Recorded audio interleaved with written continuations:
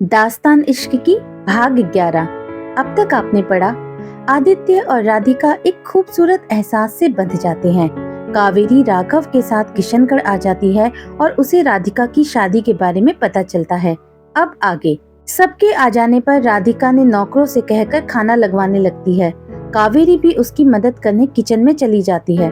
रूपाली शीतल से कावेरी के बारे में पूछती है तो शीतल उसे बताती है कि उसका अब इस दुनिया में कोई नहीं है, बस एक मामा है जिन्होंने शादी नहीं की है, जिनके पास कावेरी अपनी माँ के इलाज के लिए गई थी।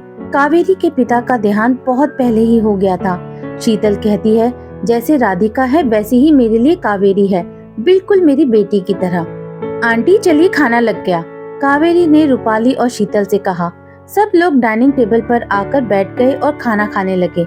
राधिका बेटा, खाना बहुत अच्छा बना है, वीर प्रताप जी ने कहा। हाँ सच में, राघव ने कहा। राधिका ने मुस्कुराकर थैंक्स बोला। सबने खाना खाया और वापस से बातें करने बैठ गए। राधिका कावेरी के साथ बैठी थी। उन सब बड़ों के बीच में राघव बहुत बोर हो रहा था। उसने राधिका से कहा, भाभी चलिए ना बाहर चलते हैं थोड़ा वॉक करने। हाँ जाओ, तुम लोग थोड़ा घूम कर आओ, तब तक हम लोग अपनी बातें करेंगे, रूपाली ने कहा। अपनी बातें नहीं, मेरी ही बुराई करेंगी मम्मी, राघव ने आदित्य से कहा। चलो, आदित्य ने कहा और उसे खींचता हुआ बाहर की तरफ ले गया। राधिका और कावेरी आगे, आदित्य और राघव पीछे चल रहे थे।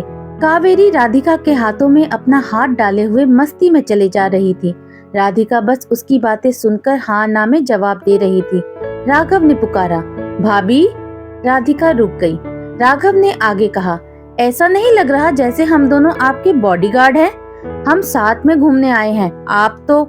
राघव ने इतना कहा ही था कि कावेरी बोली, आपको किसने कहा पीछे चलने को? आप आगे चले, हम आपके बॉडीगार्ड बन जाते हैं, कहकर कावेरी खिलखिलाकर हंसती। सबको उसकी इस बात पर हंसी आ गई। आदित्य राधिका के पास गया और उसका हाथ अपने हाथों में लेकर आगे चलने लगा। राघव और कावेरी एक दूसरे को देखने लगे। कावेरी ने हंसते हुए कहा, लीजिए, अब हमें इन दोनों का बॉडीगार्ड बनकर चलना पड़ेगा। राघव भी मुस्कुरा दिया। आप भी भाभी के साथ ही पढ़ती हैं ना? राघव ने कावेरी से पूछा।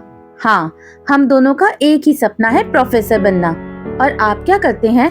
अभी तो आदि के साथ उसके ही काम में हेल्प करता हूँ, क्योंकि मेरे पिताजी और माताजी जिनसे आप अभी अभी मिली, वो समझते हैं कि मैं अभी इस काबिल नहीं हूँ कि अपना बिजनेस संभाल सकूं। इसीलिए उन्होंने मुझे आदि के साथ उसका असिस्टेंट बनकर रहने को बोला है। कावेरी मुस्कुराई और बोली, अच्छा, मतलब आप कुंवर जी के असिस्टेंट हैं? हाँ जी, फिलहाल तो मेरी यही पोस्ट है, राघव ने कहा। राधिका और आदित्य एक दूसरे का हाथ थामे चले जा रहे थे, बिना इसकी परवाह किए कि कावेरी और राघव उनके पीछे आ रहे हैं। घर से निकलकर सब रोड पर आ गए थे और अपनी मस्ती में चले जा रहे थे। आदित्य ने राधिका से कहा, आज आपने सबको घर बुलाकर बहुत अच्छा किया। पापा के जाने के बाद घर एकदम खाली हो गया था। राधिका ने आदित्य की तरफ देखा और बोली, सबके आने से रौनक हो जाती है। राघव जी तो आपके साथ रहते हैं, काका जी अपने काम में रहते हैं, तो काकी जी अकेली रह जाती हैं, और यहाँ माँ भी तो। इसीलिए मैंने सोचा कि सबको बुला ले, एक साथ बैठेंगे तो बातें करेंगे और सबको अच्छा भी लगेगा। आदित्य ने हाँ में जवाब दिया। आदि, तभी राघव ने पुकारा। आदित्य ने पीछे मुड़कर देखा। चलो वापस, ज्यादा दूर जाना ठीक नहीं। हाँ चलो, आदित्य ने राधिका को वापस चलने के लिए बोला। सब घर लौट आए थे। वीर प्रताप जी, रूपाली सबको वीकेंड पर आने का बोलकर राघव के साथ अपने घर चले गए। आदित्य अपने रूम में जाने लगा, लेकिन राधिका कावेरी के साथ कमरे में आ गई। कावेरी को थोड़ा अजीब लगा। चेंज करके उसने राधिका से पूछा, तुम यहाँ? मेरा मतलब है कि तुम कुंवर जी के साथ नहीं? राधिका ने कावेरी की तरफ देखकर कहा, हमारी शादी ऐसे हालातों में हुई और हम बहुत नाराज भी थे। इतने दिनों में हम कुंवर को जान रहे हैं और इस शादी को मान भी रहे हैं, लेकिन अभी पूरी तरह हमें सब अपनाने में वक्त लगेगा। कावेरी राधिका की बात समझ रही थी। उसने मुस्कुराकर हाँ में सिर हिलाया और बोली, लेकिन कुंवर जी? उन्होंने कोई जिद नहीं करी, राधिका ने आगे कहा। कावेरी, हम एक बात कहें, भले ही हमारी शादी कुंवर से जैसे भी हुई, उस वक्त हमें कुछ समझ नहीं आया, लेकिन अब हमें लगता है कि कुंवर ने अपने पापा की बात का मान रखने के लिए हमसे बिना मिले शादी जैसा बड़ा फैसला लिया। उनको तो हमसे भी अच्छा कोई मिल जाता, और हमसे कितनी बड़ी गलती हुई कि हमने अपने पापा की बात का कोई मान नहीं रखा, ना ही बात को समझा, ना ही जाना और बस मना कर दिया। कावेरी ने कहा, तुम्हारी कोई गलती नहीं थी, उस वक्त हालात ही कुछ ऐसे हो गए थे। लेकिन चलो अब सब ठीक है और कुंवर जी बहुत अच्छे हैं। थोड़ा सा रिश्ता आगे बढ़ा है और अब तुम भी समझने लगी हो तो सब अच्छा होगा। चलो अब सो जाओ, ज्यादा सोचो मत। कावेरी और राधिका ऐसे ही बातें करती हुई सो गई। वीकेंड का दिन। आज सबको वीर प्रताप जी के घर शाम को जाना था। आदित्य को राधिका ने याद दिला दिया था कि शाम को जाना है। शाम को सब जाने के लिए रेडी थे, बस आदित्य का वेट कर रहे थे। आदित्य के आने पर सब गाड़ी में बैठे और वीर प्रताप जी के घर के लिए निकल गए। वीर प्रताप जी के घर पहुंचकर आदित्य और बाकी सब गाड़ी से उतरे। राघव और रूपाली ने गाड़ियों की आवाज सुनी तो घर से बाहर आ गए। राघव ने राधिका को घर के अंदर ले जाते हुए कहा, वेलकम भाभी। राधिका ने मुस्कुराकर थैंक यू कहा और आगे बढ़कर रूपाली के पैर छुए। रूपाली ने उसे आशीर्वाद दिया और सब घर के अंदर आ गए। राघव ने सबसे पीछे आती हुई कावेरी को धीरे से कहा, वेलकम। कावेरी ने उसकी तरफ देखा तो राघव मुस्कुराकर आगे बढ़ गया। वीर प्रताप जी सीढ़ियों से उतरकर आ रहे थे। उन्होंने आगे बढ़कर देवेंद्र जी को गले से लगा लिया। राधिका ने उनके पैर छुए और कावेरी ने हाथ जोड़कर नमस्ते किया। वीर प्रताप जी ने दोनों को आशीर्वाद दिया और सबको बैठने के लिए बोला। रूपाली ने नौकरों से कहकर चाय नाश्ता लगवा दिया। राघव ने राधिका से कहा, चलिए भाभी चाय पी लें आप, फिर आपको अपना घर दिखाएं। राधिका ने मुस्कुराकर हाँ कहा और सब बातें करते हुए चाय पीने लगे। राघव ने राधिका, आदित्य और कावेरी को घर घुमाया और फिर अपने रूम को दिखाते हुए बोला, आइए अब आपको इस घर के सबसे खूबसूरत कमरे में लेकर चलते हैं। उसने कमरे का दरवाजा खोलते हुए कहा, तो ये है हमारा कमरा। सब राघव के कमरे में गए। राघव ने राधिका को बैठने के लिए बोला। आदित्य भी उसके पास बैठ गया। कावेरी कमरे में इधर उधर देख रही थी। राघव ने उसे देखा तो पूछा, क्या हुआ कावेरी जी, कोई कमी है क्या? नहीं राघव जी, आपका रूम बहुत अच्छा है, मैं यही देख रही थी। सब चीज कितनी परफेक्ट है, पर आपको देखने से लगता नहीं कि आप इतने अच्छे से रखते होंगे रूम को।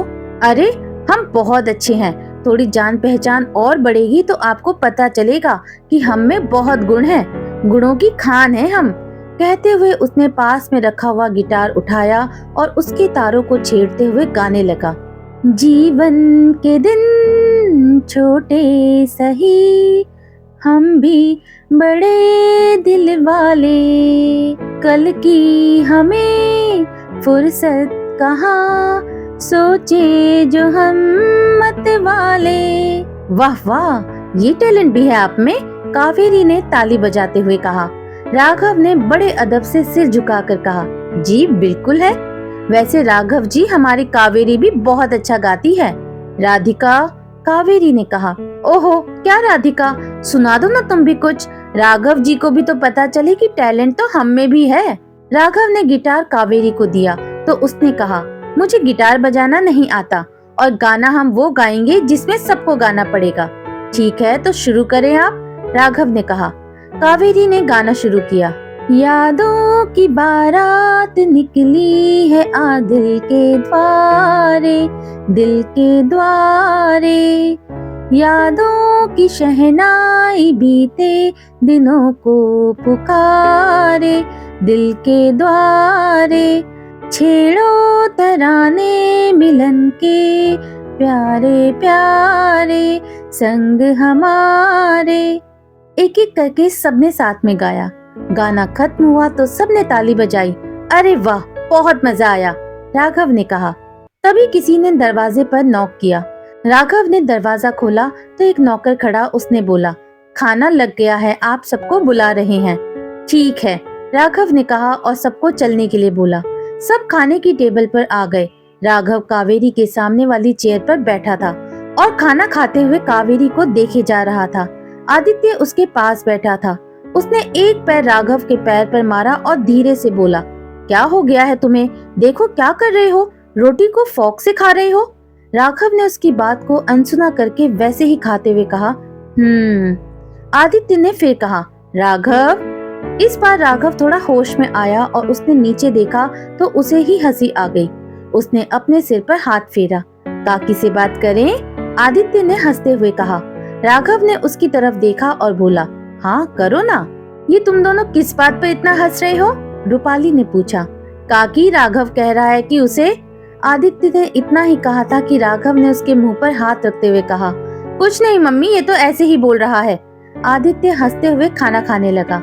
सब लोग खाना खाकर वापस घर लौट आए। कुछ समय ऐसे ही बीत गया। राधिका और आदित्य करीब आए, लेकिन अभी उतने करीब नहीं। राधिका आदित्य की छोटी से छोटी बात का ध्यान रखती थी। शीतल और देवेंद्र जी इस बात को लेकर अब निश्चिंत हो गए थे।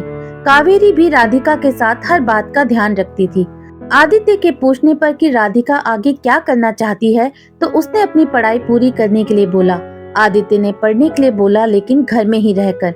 इस बार राधिका ने उसकी बात समझी और घर में रहकर ही पढ़ाई करने के लिए तैयार हो गई। कावेरी ने भी घर से ही पढ़ाई करने की बात मान ली थी।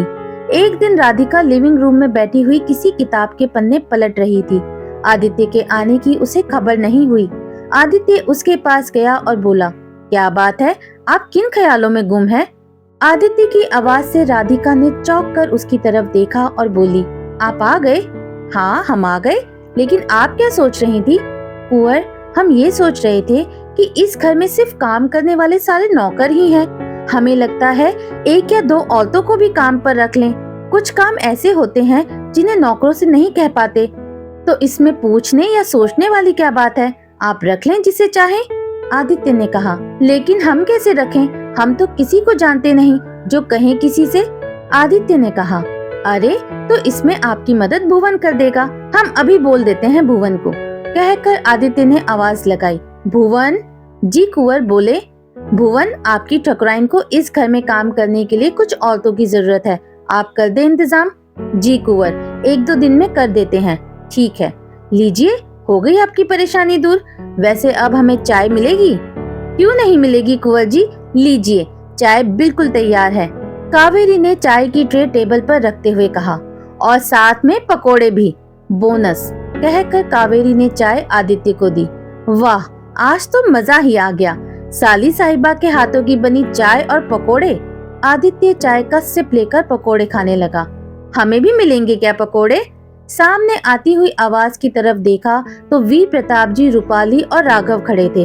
आदित्य ने उठकर कहा, बिल्कुल आइए। कावेरी के साथ राधिका भी किचन में उसकी मदद करने चली गई। तब तक देवेंद्र जी और शीतल भी आ गए।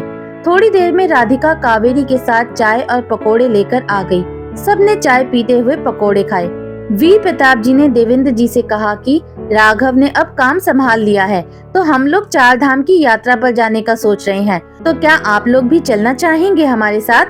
लेकिन ये प्रोग्राम अचानक? आदित्य ने पूछा। हाँ, सोच तो बहुत दिनों से रहे थे, लेकिन जाने का प्रोग्राम अब बना रहे हैं। बिल्कुल चलेंगे, साथ भी हो जाएगा और यात्रा भी। देवेंद्र जी ने कहा, हम करवा देते हैं आप सबके जाने का इंतजाम। आदित्य ने कहा, नहीं, वो सब हो गया, बस आदित्य राघव का थोड़ा ध्यान रखना। वीर प्रताप जी ने कहा, जी। आदित्य ने कहा, कब जाना है? राधिका ने पूछा। 2 दिन बाद, रूपाली ने कहा। 2 दिन कब निकल गए पता ही नहीं चला। आदित्य, राधिका, राघव और कावेरी उन सबको छोड़ने एयरपोर्ट तक आए और फिर वापस घर चले गए। राघव को आदित्य ने आज रोक लिया था। मौसम आज थोड़ा बदल गया था। आसमान में बादल थे और हल्की सी बारिश होने लगी थी। राधिका किचन में कुछ काम कर रही थी। आदित्य ने देखा कि किचन में कोई नहीं है। उसने धीरे से राधिका की कमर में हाथ डाला तो राधिका डर गई और चिल्लाने को हुई तो आदित्य ने उसके मुंह पर हाथ रखा और बोला, अरे मैं हूँ। कुंवर, आप यहाँ क्या कर रहे हैं? चलिए, आपको कुछ दिखाना है। क्या? राधिका ने पूछा। चलिए तो। आदित्य ने राधिका का हाथ पकड़ा और उसे अपने कमरे में ले आया। आदित्य राधिका को कमरे में खिड़की के पास ले आया था। उसने राधिका के आंखों पर अपना हाथ रखा और धीरे से खिड़की खोल दी। आदित्य ने राधिका की आंखों पर से हाथ हटाया। बाहर का नजारा बहुत खूबसूरत था। ठंडी हवा और बारिश की रिमझिम फुहार दोनों को भिगो रही थी। राधिका ने अपना हाथ खिड़की से बाहर निकाला तो बारिश की बूंदें उसके हाथों पर आ गई। राधिका ने मुस्कुराकर आदित्य की तरफ देखा। आदित्य ने उसके माथे को चूमा और उसे अपनी बाहों में भर लिया। राधिका आदित्य के सीने से लगी हुई शर्माए जा रही थी। आदित्य ने उसे अपने से अलग किया। राधिका अपनी पलकों को नीचे किए हुए थी। उसके होंठ कपकपा रहे थे। बालों की एक लट उसके गाल पर आ गई थी। आदित्य ने उसके बालों की लट को अपने हाथों से पीछे किया और उसके कपकपाते होठों को अपने होठों से छू दिया। राधिका वैसे ही खड़ी रही। आदित्य उसके होठों से दूर हुआ, राधिका को अपने गले से लगा लिया। आज इतने दिनों बाद राधिका और आदित्य के बीच की दूरियां मिट गई थी। राधिका ने आदित्य को अपना लिया था। दूसरी तरफ कावेरी अपने रूम से निकलकर बाहर आ रही थी कि तभी वो राघव से टकरा गई। वो गिर ही जाती, लेकिन राघव ने उसे अपनी बाहों में ले लिया। राघव कावेरी को एकटक देखे जा रहा था। कावेरी ने राघव की आंखों में देखा तो वो कहीं खो सी गई। उसी वक्त तेज बिजली चमकी। राघव एकदम से हड़बड़ा गया और कावेरी को उसने छोड़ दिया। कावेरी नीचे गिर गई और बोली, हाय राम, कितनी जोर से गिरा दिया। राघव ने सॉरी बोला और कावेरी को उठाने की कोशिश करने लगा। छोड़े हमें आप, एक तो आपने हमें गिरा दिया और अब हमदर्दी दिखा रहे हैं। जब गिराना ही था तो पकड़ा क्यों था? कहते हुए वो अपनी कमर सहला रही थी। राघव ने कहा, मैं एक तो मुझे लग गई। हाय मम्मी। वो जाकर सोफे पर बैठ गई। मैं डॉक्टर को बुलाऊं? कोई जरूरत नहीं है, पहले तो गिरा दिया और अब डॉक्टर को बुलाऊं? अरे मैंने बोला ना सॉरी, वो बिजली चमकी तो आपने मुझे गिरा दिया।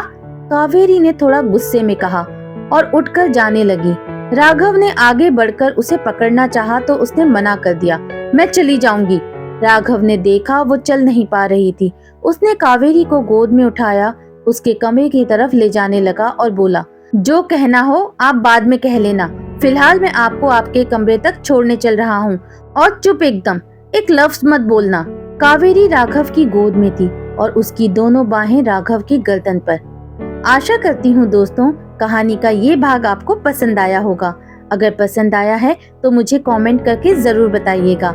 ये कहानी अगर आपको अच्छी लग रही है तो प्लीज मेरे चैनल को ज्यादा से ज्यादा लाइक कीजिए, शेयर कीजिए और सब्सक्राइब कीजिए। बहुत जल्द मिलती हूँ आपसे इस कहानी के अगले भाग में। तब तक के लिए बाय बाय।